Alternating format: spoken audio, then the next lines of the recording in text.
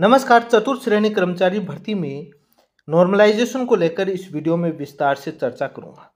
Normalisation के नए फॉर्मूले में क्या है, 6 पारियों में पेपर हुआ, क्या 6 पारियों से इक्वल नंबर ऑफ कैंडिडेट का चयन होगा, सभी पारियों से समान अभ्यर्थियों का चयन होगा क्या, नॉर्मलाइजेशन में मार्क्स कितने बढ़ेंगे कितने घटेंगे, इस बात को लेकर भी चर्चा करूंगा। नए फॉर्मूले और पुराने फॉर्मूले ओल्ड फॉर्मूले दोनों में क्या अंतर है, पेपर टफ और इजी वाले किसको कितना फायदा होगा और नए फॉर्मूले में नॉर्मलाइजेशन किस प्रकार से होगा, इस बात को लेकर इस वीडियो में विस्तार से चर्चा करूंगा। यदि आप मेरे चैनल पर पहली बार जुड़े हैं तो चैनल को सब्सक्राइब कर लें ताकि लेटेस्ट जानकारी आपको मिलती रहे। कट ऑफ को लेकर मैंने वीडियो बनाए हुए हैं, आप वहां जाकर के देख सकते हैं और इस वीडियो में भी शॉर्ट में चर्चा कर दूंगा, लेकिन मुख्य बिंदु नॉर्मलाइजेशन को लेकर चर्चा करूंगा इस वीडियो में। सबसे बड़ा है कि नॉर्मलाइजेशन में जो समझना जरूरी है कि नया फॉर्मूला जो आया न्यू और ओल्ड फॉर्मूले में बेसिक डिफरेंस क्या है, यहीं से सारा खेल समझ में आएगा और एक उदाहरण के माध्यम से भी समझूंगा। नए फॉर्मूले में मार्क्स कितने घटेंगे बढ़ेंगे, और ये फॉर्मूला एसएससी ने यूज करना शुरू किया है और एक स्टैटिक्स डिपार्टमेंट के एक्सपर्ट भी कौन से फॉर्मूले को अच्छा मानते हैं वो भी मैं इस वीडियो में चर्चा करूंगा। आप चैनल को सब्सक्राइब कर लें, जुड़े रहें। सबसे पहले चर्चा करें न्यू फॉर्मूले को लेकर के और ओल्ड फॉर्मूले को लेकर के। ओल्ड फॉर्मूला वो था जो मुख्य तौर पर मीन के आधार पर था, उस शिफ्ट का मीन कितना आएगा। नया फॉर्मूला जो परसेंटाइल फॉर्मूला जिसका नाम दिया गया है, ये फॉर्मूला रैंकिंग के आधार पर है। दोनों में बेसिक डिफरेंस है, ये रैंक के आधार पर है और परसेंटाइल फॉर्मूला जिसको एक परसेंटाइल बोला जाता है और ये मीन के आधार पर है। दोनों में अंतर ये है। अब जो न्यू फॉर्मूला जो परसेंटाइल के आधार पर है, इसमें 85 नंबर लाने वाले 120 में से उसके भी 80 परसेंटाइल हो सकती है, उसके 90 नंबर लाने वाले के 100% परसेंटाइल भी हो सकती है। ये परसेंटेज नहीं है, ये परसेंटाइल है।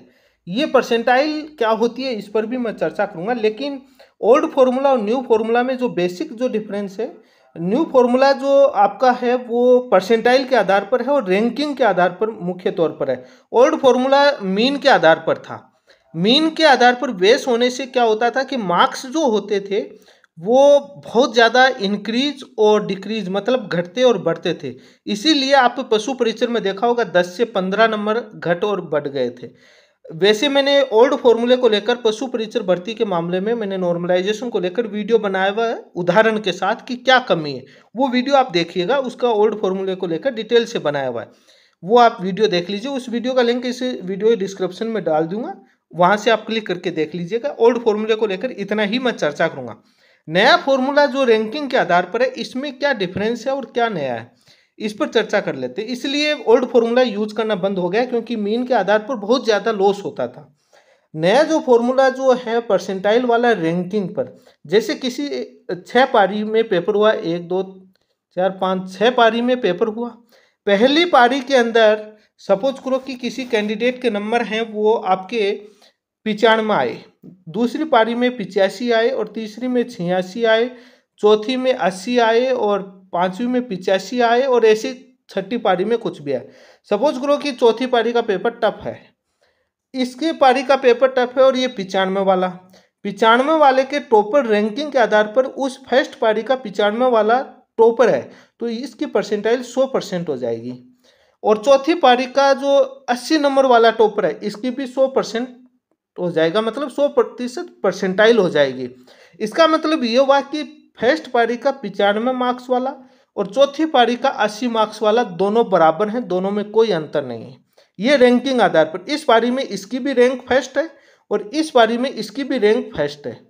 अब इक्वी परसेंटाइल जो फॉर्मूला यूज किया है, ये वर्ड यूज किया है इक्वी, इसका मतलब है कि सभी पारियों का आपस में इक्वलाइजेशन करना। परसेंटाइल तो रैंकिंग हो गई, अब इक्वल करना, इक्वल करके 6 की 6 पारियों को, उसके बाद उसमें मार्क्स घटेंगे और बढ़ेंगे। इसलिए रैंकिंग के आधार पर जब नॉर्मलाइजेशन होता है और मीन उसका बेस नहीं रहता है तो प्लस 2 3 4 5 -2 -3 इतने ही 4-5 2-3 नंबर घट और बढ़ सकते हैं, इससे ज़्यादा डिफरेंस नहीं होगा। एक उदाहरण के तौर पर भी देख लेते हैं, एक उदाहरण के तौर पर भी देख लेते हैं, वो भी समझिए। ये एक उदाहरण है, मान लीजिए कोई परीक्षा 2 शिफ्ट में हुई। इसमें बहुत सारे क्राइटेरिया है, मैं उस डेटा पर पूरा नहीं, एक बेसिक कॉन्सेप्ट समझाना चाह रहा हूँ। आप उसमें कमी निकालेंगे, आपने वो डेटा नहीं लिया फॉर्मूले में, वो डेटा उस पर नहीं, मैं बेसिक कॉन्सेप्ट समझाना चाह रहा हूँ। सपोज करो कि फर्स्ट शिफ्ट का पेपर हुआ, उसमें 100 कैंडिडेट परीक्षा में बैठे, वो पेपर थोड़ा सा आसान था। दूसरी शिफ्ट में भी 100 कैंडिडेट बैठे, पेपर थोड़ा कठिन था। इसलिए 6 की 6 शिफ्ट में बोर्ड ने जो नंबर ऑफ कैंडिडेट हैं वो इक्वल रखे हैं, लगभग सारे शिफ्टों में बराबर रखा है। कोई एक आधी शिफ्ट में कोई 1000-1500 का अंतर हो तो कोई वो बड़ी बात नहीं है लास्ट शिफ्ट में, और बाकी में सभी में सेम रखें। अब उपस्थित किसी में थोड़े बहुत कम ज़्यादा हुए वो अलग गए, लेकिन अलॉटमेंट बराबर हुआ। दूसरा इसका जो परसेंटाइल का होता है कि रेंडमली शिफ्ट अलॉट होनी चाहिए। रेंडमली अलॉट हुई है, पहले आरोप लगते थे कि लास्ट में फॉर्म भरा उसका लास्ट में नंबर आ गया, जिसने पहले भरा उसका पहला आ गया। पहले अल्फ़ाबेट के आधार पर ABCD के आधार पर अलॉट होता है, लेकिन इस बार लास्ट वालों का पहले भी आया, बीच में भी आया, लास्ट में आया, शुरुआत वाला, तो रेंडमली मिक्स करके आया था। ये इस इक्वी परसेंटाइल के लिए होना चाहिए, वो किया गया बोर्ड के द्वारा। अब ये जो 2 पेपर हैं, 2 100 कैंडिडेट पेपर में बैठे, थोड़ा आसान हुआ थोड़ा कठिन हुआ। अब 2 कैंडिडेट हैं, एक कैंडिडेट के पहले पेपर में 200 में से 160 नंबर आते हैं, दूसरे कैंडिडेट के 200 में से 140 नंबर आते हैं, क्योंकि पेपर थोड़ा टफ है। और ये वो कैंडिडेट है 140 वाला, दूसरी शिफ्ट का टॉपर है, और पहली शिफ्ट का 160 वाला पहला टॉपर है। अब इसके अंदर आगे जब अपन जाएं, परसेंटाइल कैसे निकालेंगे कि कैंडिडेट जो ए है जिसके 160 नंबर आए, इसके बराबर या इससे कम या बराबर करने वाले 85 कैंडिडेट हैं। इससे जो 160 मार्क्स से कम और या इसके बराबर वाले 85 कैंडिडेट हैं, मतलब 15 कैंडिडेट हैं जिनके 85 और 85 से ऊपर नंबर हैं, वो टॉप कैंडिडेट हो गए। इसलिए इसके टोटल कैंडिडेट 100 हैं, तो इसकी परसेंटाइल जो निकालेंगे वो 85 निकल जाएगी। 100 में से 85 इसकी रैंक है, मतलब 15 इससे ऊपर टॉप है, तो ये 15 टॉप होने से ये 85 इसकी परसेंटाइल आ जाएगी। ऐसे ही कैंडिडेट बी है, इसके 200 में से पेपर में 140 नंबर ही आए, और इसमें भी इससे नीचे 85 कैंडिडेट है, इससे ऊपर 15 है, इसकी भी परसेंटाइल 85 आएगी।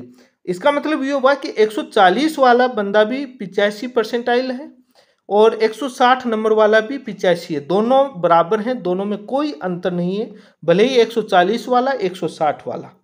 अब इसमें कहने का मतलब ये है कि पहली शिफ्ट में हो सकता है कि 145 वाले का सिलेक्शन ना हो, और इसमें 135 वाले का भी हो जाएगा। वो क्यों कह रहा हूं, क्योंकि शिफ्ट टफ है और दोनों की रैंक डिसाइड हुई और परसेंटाइल हुआ है, और परसेंटाइल और रैंक के आधार पर यही होता है। ये एक मैंने लार्ज डिफरेंस बता दिया, इतना डिफरेंस नहीं होता। इसका नॉर्मल भी किया जाता है, नॉर्मलाइजेशन में इसके 2-4-5 नंबर बढ़ा दिए जाते हैं, इसके 2-4-5 नंबर कम कर दिए जाते हैं, इसलिए एक इक्वल किया जाता है, इसलिए इसको इक्वी परसेंटाइल बोलते हैं। ये ऐसे इक्वल कर दिया जाता है और ऐसे करके प्लस माइनस, उसमें ज़्यादा नहीं होता है, क्योंकि रैंकिंग को लेकर बेस बनाया जाता है, न कि मीन को लेकर। अब इसमें इक्वी परसेंटाइल में क्या होता है, मैपिंग में एजेंसी क्या करती है उस फॉर्मूले में, मान लीजिए कि पूरे शिफ्ट में, दोनों शिफ्ट में मिलाकर 85 परसेंटाइल रहा, 150 नंबर 85 जो परसेंटाइल है, इसको 150 मार्क्स में कन्वर्ट कर दिया। पेपर 200 का था, कोई मतलब नहीं। अब जो अपना जो 85 परसेंटाइल आया उसको टॉप में थे, टॉप वालों के इसको 150 मार्क्स में कन्वर्ट कर दिया। ये नॉर्मलाइजेशन स्कोर होकर के इनका 150 मार्क्स हो गया, मतलब 160 वाला किस पर आ गया, 150 पर, 140 वाला किस पर आ गया, 150 पर, दोनों का बराबर कर दिया।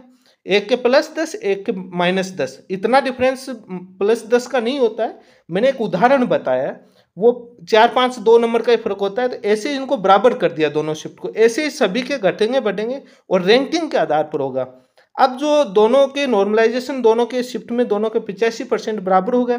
फाइनली इसका असर ये हुआ कि पेपर आसान 160 में दिखा, लेकिन नॉर्मलाइजेशन एडजस्ट हो गया और उसके 140 नंबर दिखा, वो बराबर हो गया। निष्कर्ष ये निकला इस चीज़ का, लॉजिक ये है कि ये रिलेटिव पोजीशन को फॉलो करता है, एक दूसरे से कंपेयर, मतलब रिलेटिव पोजीशन इनडायरेक्टली रैंकिंग को कह रहा है। और इसलिए इक्वल परसेंटाइल कैंडिडेट को चाहे अलग अलग शिफ्ट हो वो बराबर करके सभी शिफ्ट से, और लगभग मैं ये कहूँगा कि 95 से 100% के बीच में हर शिफ्ट से बराबर, पूरे 100% नहीं कहूँगा, 2-4-5% की एरर रह जाती है, वो बराबर नहीं होने के कि नंबर ऑफ कैंडिडेट किसी शिफ्ट में जैसे किसी शिफ्ट में 85% उपस्थिति थी, किसी में 86 थी, तो उससे वो थोड़ा बहुत 1-2% का डिफरेंस आ सकता है। बाकी लगभग बहुत हाईएस्ट एक्यूरेसी के अंदर ये फॉर्मूला माना जाता है। और इस शिफ्ट में जैसे 85 नंबर वाला किसी शिफ्ट में लाने वाला, किसी शिफ्ट में 80 नंबर लाने वाला, किसी शिफ्ट में 86 नंबर लाने वाला बराबर हो जाता है। और बराबर होने से हर शिफ्ट से रैंकिंग फॉर्मूला यूज करने से हर शिफ्ट से लगभग बराबर सिलेक्शन होने का चांसेस रहते हैं। नॉर्मलाइजेशन में मार्क्स हैं वो ज़्यादा नहीं बढ़ते, प्लस माइनस 5 का ही फर्क रहता है। 5 नंबर घट सकते हैं, 2-4 नंबर बढ़ सकते हैं, घट सकते हैं, बढ़ सकते हैं। इसीलिए आप देखते होंगे कि 95 परसेंटाइल आ गई, उसका सिलेक्शन नहीं हुआ, वो परसेंटाइल है। उससे जो 5% ऊपर टॉपर हैं उतनी सीटें थी वो भरी गई, तो वो परसेंटेज नहीं है, वो परसेंटाइल। और ये इक्वी परसेंटाइल आज के समय भारतीय सांख्यिकी विभाग के द्वारा, स्टैटिस्टिक्स डिपार्टमेंट जो भारतीय सांख्यिकी विभाग के द्वारा भी इसी फॉर्मूले को सजेस्ट किया गया। एक आर्टिकल छपा था, उसमें पूरे उन्होंने विस्तार से इसी को बताया था कि अलग अलग मामले कोर्ट में जा रहे हैं और उसका क्या असर हो रहा है, तो इसको सबसे बेस्ट फॉर्मूला बताया गया। इसलिए इसमें जो भी शिफ्ट का आपने देखा होगा कि सबको, हर किसी की शिफ्ट टफ लग रही होगी, सबको अपनी शिफ्ट टफ लग रही है, दूसरे की इजी लग रही है। मैंने पहले भी बताया ज़्यादा डिफरेंस नहीं है, 5 से 6% का, 7% का डिफरेंस है। कोई शिफ्ट 5% टफ है दूसरी से, कोई 3% है, कोई 4% है, कोई 5, जिससे आंकलन भी नहीं किया जा सकता।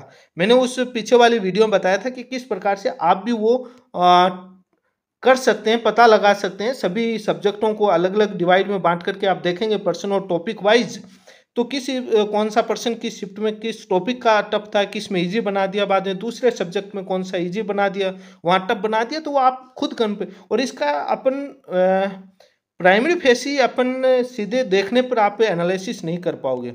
अब जो कट ऑफ को लेकर जो चर्चाएं हैं, मैंने वैसे बहुत विस्तार से कई बार बता दिया। कट ऑफ को लेकर यूआर के अंदर जो नॉन टीएसपी है उसको मैं इतना ही कहूँगा, 80 ± 2 जो है वो आराम से हो जाएगा। ओबीसी की मेरिट 5 नंबर इससे कम मान के चलो, और SC ST की थोड़ी और ज़्यादा रहेगी, बाकी आप वीडियो देख लीजिए।